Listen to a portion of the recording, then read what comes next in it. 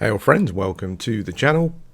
Oops, Bob here, and as you can see, we're back in Everquest on P99 on the Teal server. I'm sure I've mentioned it before, but I do still get asked. All my characters are on Teal at the moment, so just so that you are aware. I'm in Kenos Hills, which is, as you know, some of you will know, is my favourite zone, favourite zone of all time, and this camp has given me a good excuse to spend got about a week here essentially. It's taken, but it's been enjoyable. This is the Miller camp. Is anyone fairly familiar with classic Everquest will know this camp. Two mobs here. Baobob, I think is how it's pronounced. Okay, that sounds like a bit of an American name, I think. Baobob Miller and his wife Chanda Miller. And they're both level 25 from what I can tell. Baobob is a warrior. He's got some more hit points. Takes an extra couple of dots to get rid of him. And Chanda, who's just dead there, is a rogue. So don't turn your back. I haven't been backstabbed by it yet, but I'm assuming that you can be. So just be aware of that. It's in Kenos Hills, and it's right near the Shorefall Glade entrance. A couple of guards here. These two guards have also been blue to me, and they drop fine steel actually, but I haven't done too much with them. I know that Bixby is lower level. I think he's 22, so he blued out for me quite early on. And the other guard is higher, kind of 25, 26-ish, I think probably. Has a lot more hit points. I think even than these two mobs. So yeah, this is where I've been for. I came here at level 30, but these two mobs are 25, so you could come here earlier than that. I must confess, like up until probably this level, the resists are quite weird. You know, like you'll go through 10 fights with no resist, and suddenly one of the millers just resists everything. Even like it in my early 30s, and they're 25. I guess that's just RNG. That's how it works. You know, but if you come here early, like close to their level, it's probably worth being aware that they're pretty. Yeah, they can be fairly resistant. So just be careful of that. They're both on the normal spawn. Oops, sorry about that. That was my timer going off. They're both on the normal timer as well. A normal spawn timer. I think I've got my timer set to 6 minutes 20. Which gives me a little bit of time to, just get myself settled. Not that I leave the keyboard much, but if I do get up, then it's I'm ready to go. Let's finish off Baobob. I'm not sure if that's how you pronounce it, but there you go. Baobob drops a bronze scimitar, which I pick up all the time. Chanda drops either bronze daggers or short swords. I must confess, I've stopped picking those up. Essentially because you just go overweight so quickly, and then you have to keep going to sell, and I didn't really want to do that. The scimitar sells for 2 plat, whereas Chandra's weapons sell for 2 gold. So yeah, I just basically decided not to do that. Essentially, it just means you can go on for longer. They drop a fair amount of plat and gold, and other coinage as well. So yeah, it's pretty good. I mean, from an XP point of view, I would probably say that I did spend level 29 at the entrance to Splitport. So if you're obviously, I think because it's a dungeon, I'm not sure if there are any high Zems at the moment in Classic. I know that they did change the Zems of zones later on, so I'm not sure if Splitport is particularly better than anywhere else during Classic, but if it is, that's probably a better camp, because the XP will just be better. But I found the XP really good here. I mean, I motored through 30 in a couple of sessions of a few hours, and and as I said, I'm level 33, almost 34. And the XP's still been pretty good. I mean, it has really slowed down in this level, but I think during I've got a couple. I was going to do a bit of a recap and also talk about a couple of things that you guys have brought up. I just want to thank you for all the comments and in-game messages as well, because quite often, like a lot of the stuff I talk about can be some stuff I talk about can be prompted by what you say about the game and etc. So yeah, thanks for all the comments, because it does kind of help me, sometimes help me with topics for the videos. So this is where I've been since level 30. You could probably come here a bit earlier. Both of these mobs are 25. They do split themselves, and Chandra will go walking off to my left, and Baobab will kind of go walking off in front of me and stuff. So yeah, they will also split themselves. And I've also taken advice and from people who say to me, don't do a video of a camp until you finish with the camp, because you know, because then you finish with it, and obviously the video may increase popularity of the camp, which kind of brings me to my first. This is probably a quicker topic, and it's to do with recording camps. I did the Shralock Pack camp, and I kind of checked it after I did the video. I'm not sure if it's got anything to do with it, but there were a lot of people there after I did the video. And someone did say that, you know, you've spoiled the camp. Well, you know, the thing is that when you're doing, if you're doing YouTube content, on EverQuest, you know, on P99, then what content would you then do? You know, it's I mean, my goal is to get camps and things that people can go to themselves. You know, that's kind of like the whole point. And I've never been one for this secret leveling spots thing. You know, I think that there's a lot to be said for someone exploring the world, and if you find a little spot and you want to keep it to yourself, that's fine. But it's not, you know, I mean, when I first started doing EverQuest videos, there were two people, one person in particular, one viewer in particular, who just seemed to give the impression that they had some kind of secret knowledge that no one else had, you know, and they would always be derogatory in videos. Not just mine. This person would spread themselves around, you know, in other EverQuest YouTube, P99 YouTube channels as well. Just someone, and you see them on the forums, they're just people who seem to think they've got some secret knowledge over everyone else about how the game works, when they really haven't. All they've just got is a bigger opinion. They've just got, you know, they've got an inflated perspective of their own opinion. That's basically all they've got. You know, I'm not saying that there are not people that play the game better. Of course there are. You know, but I think you would generally find that those sort of people don't say anything at all. You know, they keep to themselves. But yeah, but if I'm recording stuff on EverQuest, invariably I'm going to record at places where, you know, it's going to happen where maybe people were going there and it was quiet, and then suddenly it's not. I think that's just the nature of it. You know, I can't really do anything about that other than just not do any content, I suppose, or not do videos at camps, but that then also defeats the object of what I'm trying to do. So I'm trying to give people information. That's one of the goals. The second one is about the toxic video that I did previously, which there was a lot of comments about. I've spoken to a few people in game about it as well, some quite interesting conversations. I think first of all, people kind of get the wrong idea. You know, if you create a video and you entitle it toxic, I guess it might come across as a bit clickbaity, and then when they listen to the video, maybe they kind of hear a different thing because of the title.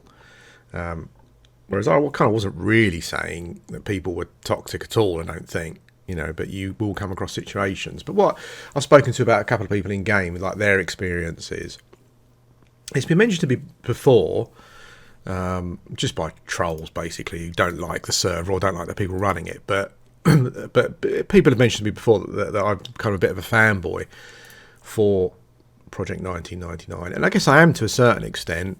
And I know in the past I've kind of said that, you know, one of those kind of things. Well, I've never had any problems for, you know.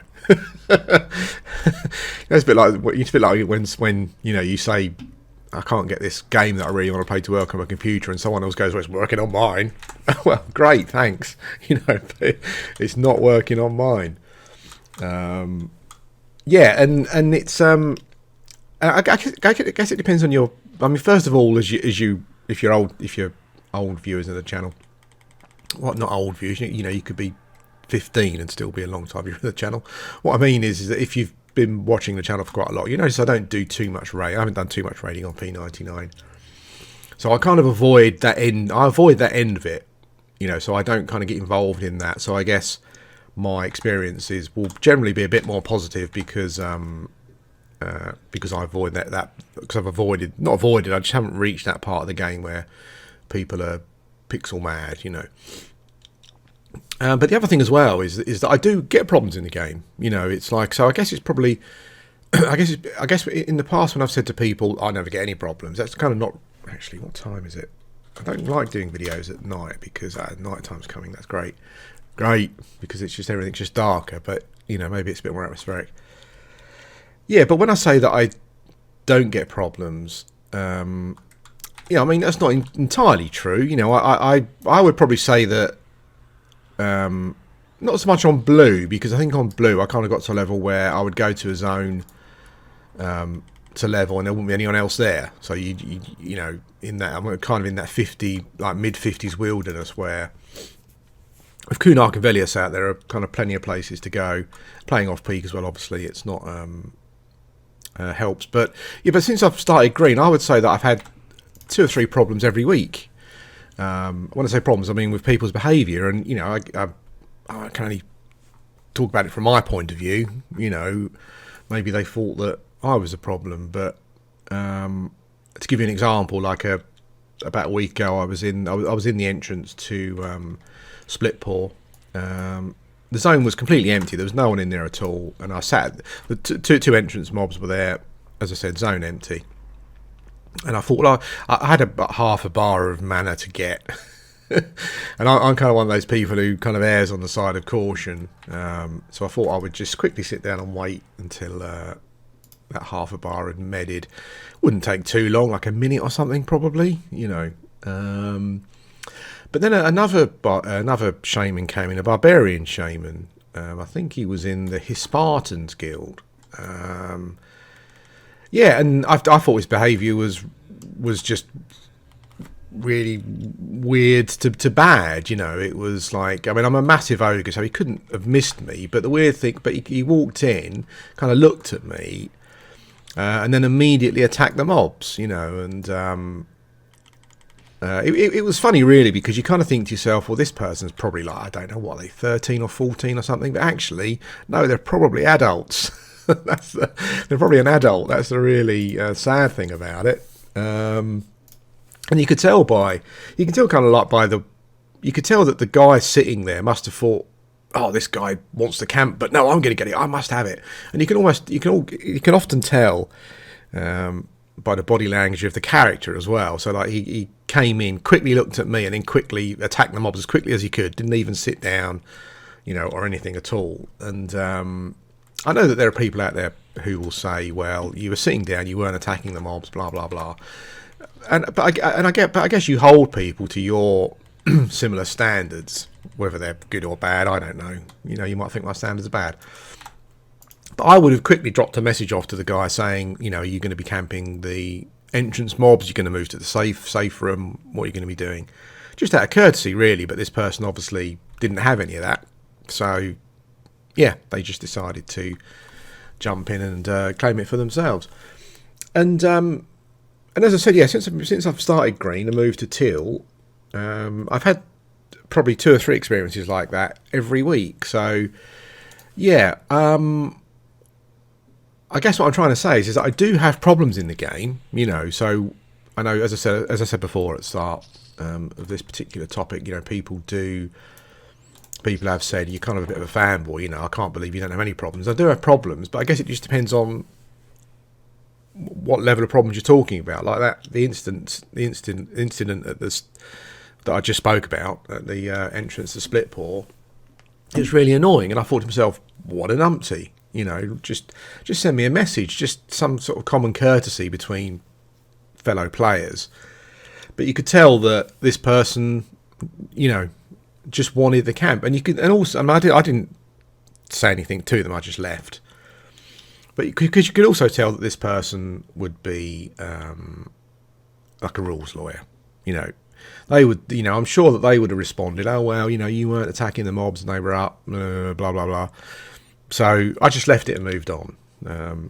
So I do have problems in the game with those kind of things, whether they're my fault or not my fault. I've kind of explained to you how that happened, so some of you might think it was my fault, my inaction, and I shouldn't be annoyed about it, and some people might think it was the other person's fault, just being a bit of an umpty. So I do get issues in the game, and I've spoken to people recently who have told me about some issues that they've had in the game with people and stuff. And I mean, these things do happen. As I said, like on a weekly basis, I'll come across 2 or 3 issues like the one that I've had. But it's a massively multiplayer game. I think it's difficult to. It's funny when people pick on a particular game and say, "Oh, this game's got, toxic players, etc., etc." That's why I'm not playing it. But I mean, I would defy anyone to play any MMO game and not find that's just how life is. People talk about communities in particular, like the World of Warcraft community or the Rust community or the P99 community, but it's just people. It's not that particular community. It's just people in general. That's just how life works. And wherever you go, you're going to find that. Whatever MMO game you play, you're going to find that. So when I've said in the past that I don't really get any problems, I would say that the problems over my 7 or 8 years I've played on P99 that really bothered me, that really made me angry, I could count on one hand, which is less than one a year. Probably not bad. But I do get issues. And if those kind of things would really annoy you and really spoil your day, because I can understand that they would do, like if you've been running around for an hour trying to find a hunting spot, and you find the entrance to Split Paw and the dungeon's empty, and you think, oh great, finally, and then that happens, I can understand why that would really annoy you, and you would have a right to be really annoyed, but it didn't annoy me as much personally, and I just left, and I think I kind of logged out because I had been looking around for a spot, and I couldn't be bothered to carry on looking around anymore. I just wanted to, take a bit of a break. So, yeah, that's it. I think probably like when I do get problems in the game. If I do come off a bit fanboy sometimes, but generally they're not massive problems that make me, angry enough to quit the game or whatever. And part of this is prompted by an experience that I watched a video of Nonal, who's another P99 YouTuber, and he had a situation where I think he was in a dungeon at a camp, and his group was camping a couple of spawns, and I think some druid came in and said, "Oh well, rules, blah blah blah, so you can't camp 2 mobs at once." So you have to choose a camp, and I think they kind of said, well, stuff you. I think they got trained. I think they kind of knew that they were trained by a druid, but they weren't sure if it was that druid. But it did seem like a purposeful train. And I think a guide got involved in the end, and I think, unfortunately, the guide had to stick to the rules, which was... I would rather have seen more common sense had played a role, where if it was me, I'd have turned up and thought, well, hang on a minute, this Jew's just trying to be... He's turned up, wants a camp, he's seen that there's a group quite happily camping both, and he wants some of the action. And I'd have said, no, I'm sorry, Druid, off you go, mate. This group is perfectly happy. They're managing to keep the camps down. You go and find something else to do. But I guess the problem is, the argument against that is when you've got rules and you bend them, or you use common sense rather than using the rules. You kind of leave yourself open, then, don't you? When someone else has a problem, someone might say, well, you didn't follow the rules for this person, so so why are you following it for me? And a tricky one. But I would, but you'd like to have seen a bit of common sense used there, I think, rather than following the rules. I think at the very least I would have reset the camp and the dungeon that the druid as long as it didn't interfere with the group, I'd have reset the dungeon and the camp that the druid wanted, and said, "Fair enough, away you go. You have to make your way there and break it up yourself and stuff and whatnot." But I'd rather some common sense was used. But because to me it just seemed like someone turning up, opportunist, wanted a camp, wanted a bit of the action. And kind of ruined someone else's enjoyment at the same time. And I think the point was that Nonnell sort of decided to just take a break from the game and do some other stuff, and perfectly understand that. It's like, I mean, there are people that I know that have got P99 installed on their laptop or computer, and that's the only game they've got, and it's the only game they play. So when something happens like that, it can have a bigger impact, But there are some people, and I think Nonnell said it, and myself included, where I've got a massive list of games that I want to play, So if I have a problem in one of those games, it's not too much of a stretch for me to think, well, stuff it, I'll just go and play something else, I don't need to be playing this game. Whereas some people may not have that option because it's kind of all they do, and it's all that their PC does, is play P99. But it's one of those things.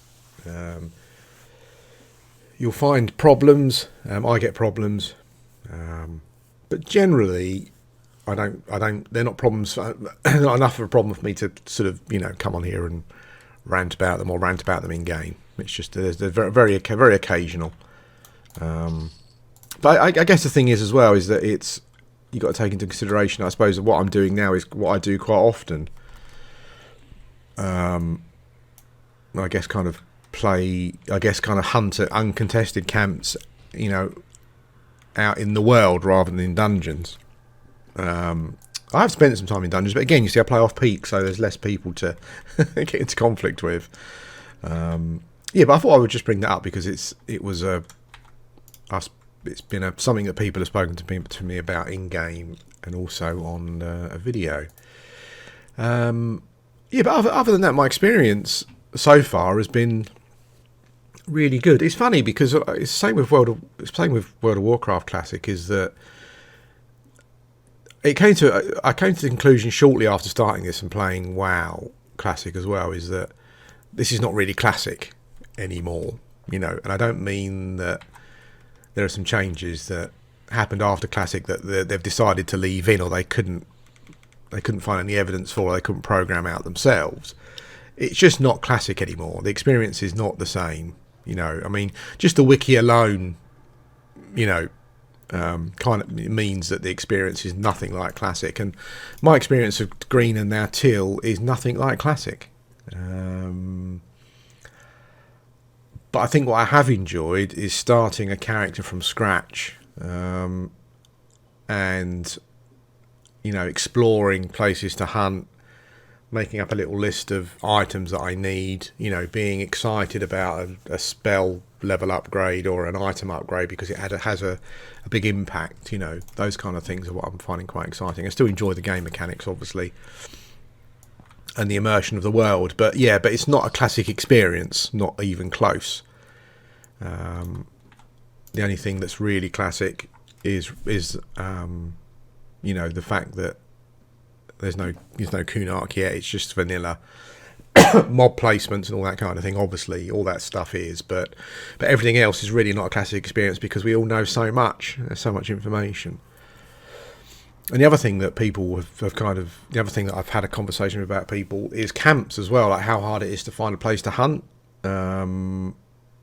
Like from level 29, from level 24 to 29, 30ish, until I remembered this camp, I was running around a lot. Just some levels I was just picking off blues in South Carolina because all of the known camps were camped, and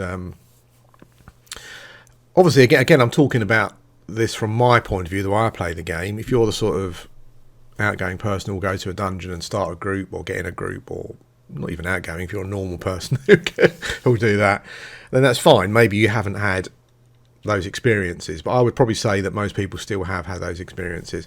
And this is off peak. Like last week I logged on one day, and there was about 250 people on, but I was looking around the Karanas area for those camps that most people would go to, and they were all camped, you know, so you kind of had to go around picking off blues here and there. And again, that comes from the knowledge thing, you know, where everyone knows, well, I say everyone, you know, I've spoken to a lot of people in game who came back just for green, you know, they saw my videos and wanted to come back and try and experience that, you know, try and get that, have that experience again that they had 20 years ago or so. But yeah, but a majority of people know exactly where to go at what level and what to do, you know. So it's yeah. So finding cams has been difficult as well. I didn't really notice it until I got to, as I said, between level 25 and 30.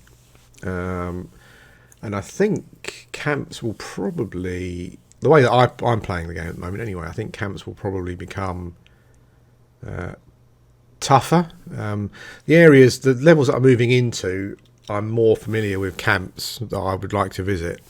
And there are a couple of guard camps that have recently opened up to me level-wise that I'll probably try out. Yeah, but yeah, camps as well. Camps have been difficult to come by, in my experience, in some other people's experiences as well, who I've spoken to in game. So yeah, it's I do feel sorry for people that are playing prime time. A lot of people are moaning about the fact that green and teal are empty, but you know, I don't. When the EQ servers first came out, I don't really think they were meant. I don't think the world is big enough to support. Well, in my opinion, I would say that you get over 500, and I would say that camps are probably going to be like really difficult to find. Getting up to 1,000 people, just forget it. You're fighting for stuff, and it's probably not a great experience in the long term. So I've seen people moaning about the populations on green until it needs to be merged, but I personally don't think so. I just think that at the moment, until Kunark comes out, this is probably the right way for it to be. But anyway, it's really exciting because I'm approaching level 34. I get my pet, and I will end this video with my pet. I've only got a bar to go. It's probably like an hour or so. But I will be getting my pet soon at level 34. Level 34 as well, loads of other great spells. I get a new dot, a new nuke, some nice buffs and whatnot. So yeah, I'm looking forward to 34. I might take a break at that point. My goal is still just to get to the level where I can go to the guys camp. I guess I could probably go at 34, but listening to how some people have been behaving at the camps, like not helping each other and that kind of thing, I think I'd probably like to over-level myself a bit, just so I can get to the camp and kill the mobs in, you know, hold the camp if I need to while I wait for my drop. I might also, I'm not sure if I can yet. I think I can, but I think it would probably be quite useful for me to make myself some IVU potions as well, just to get through certain parts of the dungeon. I need to kind of look up exactly where it is. That would probably help. Yeah, but we'll see how all that goes. The other thing as well, if you come here as an evil character, which I found out, is that I'm not sure if everyone can do it, but as a Ralos Zek ogre shaman, I can bank and sell in the Kenos catacombs. Bertox obviously didn't have too much of an issue with Ralos Zek, so I can go there and bank and sell and stuff, just for your information. Anyway, I'll end this video here, and I will come back with another bit when I get my pet and show you my first pet, because that's a bit of a landmark. Yep, so I'll see you again shortly. Hello guys, welcome back. So I've just hit 34, so I'm now going to get my pet in West Karana. I'll probably buy a number of them, but I thought I'm just going to go in. This is the Kenos Yard newbie zone. I thought I would just show you the route that I take to the this Queen Clicknick. She hides in here sometimes. I thought I'd show you the route I go to the Bertox Guild, just so you can see the route if you want to follow it, because the Kenos Catacombs can be quite a daunting place. Yeah. So we come in here. I'm not going to explain the route. You can just play this and follow it through if you want. There's a dude called Bait Masterson here. He is aggro to me anyway, so I can kill him, but just invis past him. Essentially what you want to do is then just stay in... Oh, hello. Dread Corpse. Then what you do is just stay in the water, basically. Just swim, pretty much swim this route. Jump up here, there are some little alligators on this side. Just so you know where you are. A bloated alligator. Back in the water again.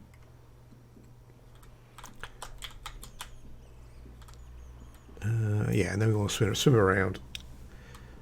This is the last bit of swimming. You might know a quicker route, but this is the route that I take. You got some dudes here. Bad dudes. Versus Dragon Ninja. And go through this wall where you see the sign, and you'll know you're there. Click off invisibility. I think you probably can at this point. There is a paladin. There is a shadow knight who wanders the halls. So if you're a bit worried, just invis up until you see him, and then just from a distance, just con. Sometimes people are killing him. I'm not sure where he is at the moment, but you'll also find that there are some spectre guards here. So just con them if you're not sure. And apprehensive. That should cover the whole of the guild, essentially. All the casters, the necromancers, the shadow knights, and the clerics. And here we are. The only thing I haven't found in here is someone that sells food. I can't find anyone selling food. There's a shame that it's not a problem because you can kind of make your own, although it's a bit tiresome. As you can see, 2 plat 1 gold for these scimitars. Yeah, I can't find any of these cats selling food or drink. That's slightly annoying. Maybe I've missed one. There is a banker as well, who I'll show you. Oh, I've got to... oh, it should be okay, actually. I was going to change my bind point, but it's fine. You reach a point, depending on what camps you're at, I guess, but I mean, I haven't been in any spectacular camps, but you reach, it is the banker here, the poor looking bloke. You reach a point where you just start getting stuff, you just start getting more and more plat, and your little savings build up, basically.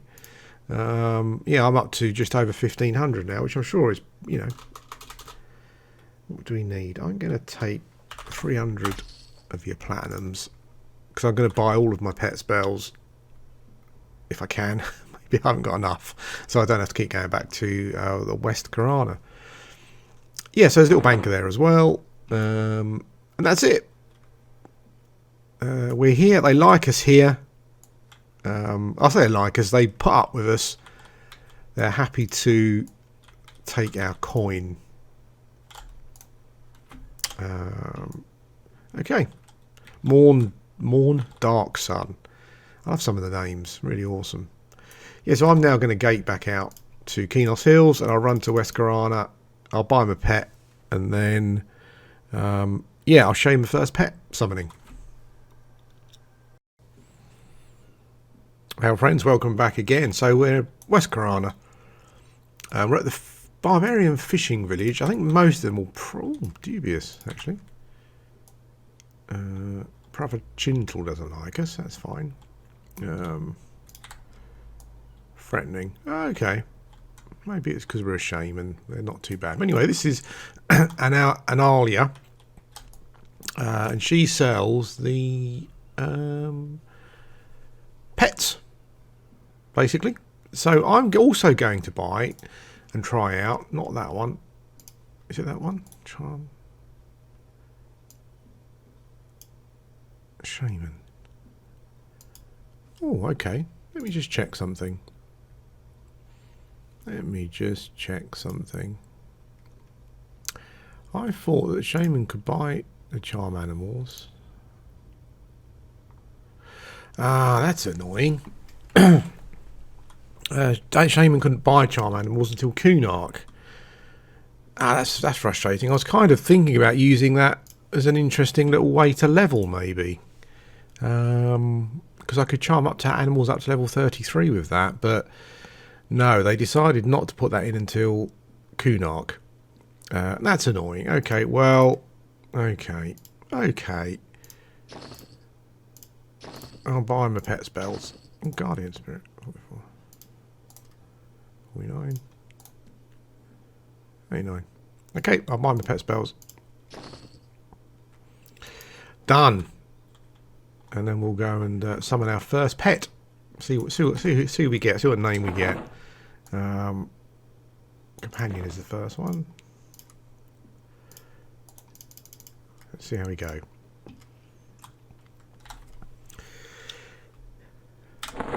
I was going to, yeah, there was something I was just going to pick up on that I was talking about previously about it's classic, but it's not really classic. I guess I've spoken to a few people who have just started to play the game after not playing on Blue before. And I guess if you're coming back to EverQuest Classic after only playing it on originally back in the day, and you don't use the wiki, that kind of feels like the most what should we say? That kind of feels like the most classic way. Zibberab. Okay. Me and Zibberab. There's my first little pet. There he is. Zibberab. Kind of opens up things a bit, I think, for me. Certainly using a pet as a decoy or as a punching bag while you get a camp under control is a good thing. Here we go. Me and Zibberab are off. I'm going to head to Ogrok to buy some spells. Buy my next lot of spells, I should say. I love this, running through zones. You know, it's one of the things I enjoy the most. So I will run all the way to Ogrok. It's kind of like a rite of passage, I think. I don't know if anyone else does, but I quite like reaching my hometown after being away for a period of time. Just feels like just feels like you've been out exploring the world, fighting, and you're heading home just to put your feet up for a bit and take a bit of a break. Where's the Zibberab still with me? Yep. It's funny that the wolf pets never had a fast run speed. There you go. So we're off to Ogrok to buy my new spells, of which there are many good ones. So this is the end of this video. Hope you've enjoyed it. One thing I was going to say, I'm always kind of a bit wary of these kind of things. It also feels a bit narcissistic and whatnot. But if you've got any topics that you want to discuss, if you've got an opinion on something and you want me to talk about it, or for whatever reason, maybe I can impart some wisdom. Who knows?